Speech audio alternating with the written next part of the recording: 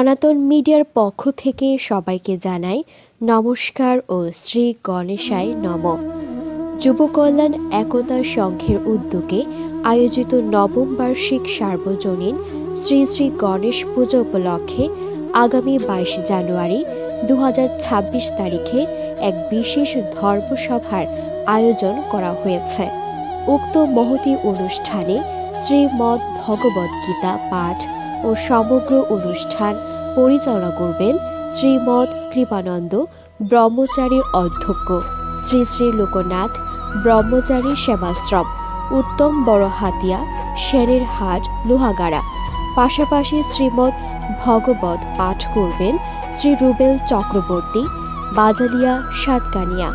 তারিখ 22 জানুয়ারি 2026 বৃহস্পতিবার।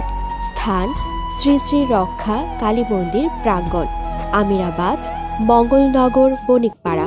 উক্ত ধর্মীয় অনুষ্ঠানে আপনারা সপরিবারে ও সব বান্ধব আমন্ত্রিত জানাই।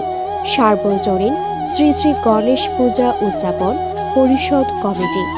আসুন শ্রীমদ্ ভগবদ গীতার অমৃত বাণী শ্রবণ করে জীবনকে ধন্য করি।